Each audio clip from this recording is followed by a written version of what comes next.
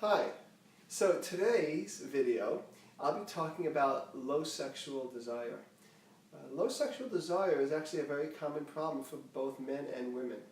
And it's frustrating for people because it affects their own self-esteem and it affects their relationship. And so one of the things I do a lot of, it's one of the things I've spoken to many therapy groups and many physician groups about, and there's definitely hope. So one of the first things I always want to do when a couple comes in is I want to make sure that we rule out anything physical. And that could be hormonal challenges, so they might go and get a checkup from the doctor for testosterone if they're a male, or estrogen for a female, those kinds of things. We also want to take a look at medications they're on. Many medications can affect libido and sexual desire. So always looking for, the most important thing is to have a therapist such as myself who specializes in sexuality and who's going to do a very good history, because a lot of therapists out there will automatically just assume certain things, why, and it's more nuanced than that. You need someone who's really going to do a good history. So in doing the good history, let's say there's nothing physical, then what we do is we take a look at the past.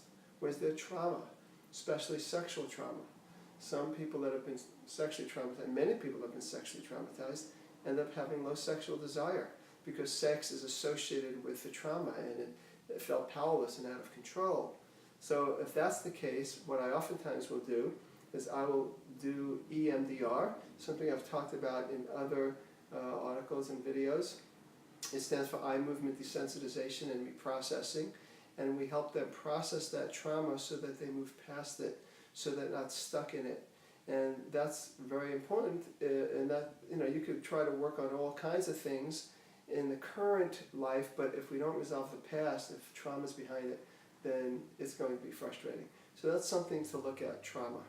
Look at anti-sexual messages. Some people grew up in families where sex was considered scary or bad or out of control, and so again, sometimes EMDR could be the thing, or you could do just help them change their beliefs and help them change their perceptions about themselves as sexual beings and sex. That's another very important thing to do. Sometimes for women, very common, lack of an emotional connection with the man. We got to look at the relationship issues. Most women who are in a long-term relationship, if they start to feel emotionally disconnected, they will disconnect from their sexuality with that partner as well. For men, not being differentiated from their mother, meaning that they have been a mama's boy in a sense. They have been controlled by mother. Maybe mom is very needy or dominating or controlling. That oftentimes that affects their ability to have sexual desire for their partner.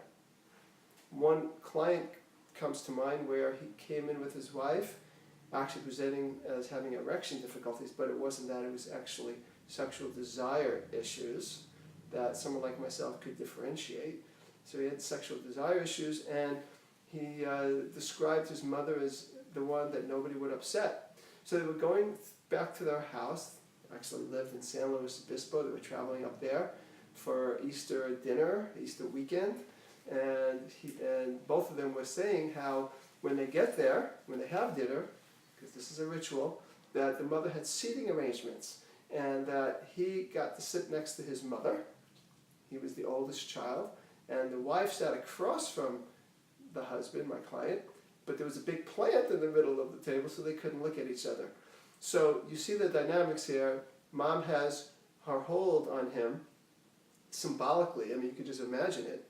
So what I had him do is I had him declare to his mother, made sure everybody was there around the table, and said it very kindly, Mom, I want to sit next to my wife, and so I'm going to switch it around. So my wife will sit here, and I'll have you sit there, but let's take the plant off the table so I can look at you. So then that is him basically having a voice. So for some men that don't have a voice in their relationship, but had to be overly adaptive with their moms, sort of like sex becomes an unconscious fear. Like if I have sex with my partner, she'll take me over. She'll overwhelm me. So those are things to look at. In his case, his sexual desire returned very soon after their visit to San Luis Obispo. So let me just end by saying that the biggest aphrodisiac, the thing that will turn people on most in long-term relationships, is the feeling that I can be who I am with my partner, that I can express who I am. So having this kind of openness and expressiveness. Why this man was able to do better with his wife is because he could be who he was with his mother. But we need to be that way with each other, with our intimate partner. And the more we could do that, the better chance that we're going to have a passionate relationship.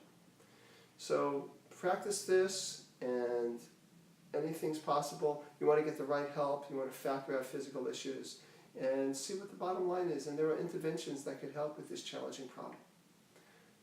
This is Todd Creager, making the world safe for love.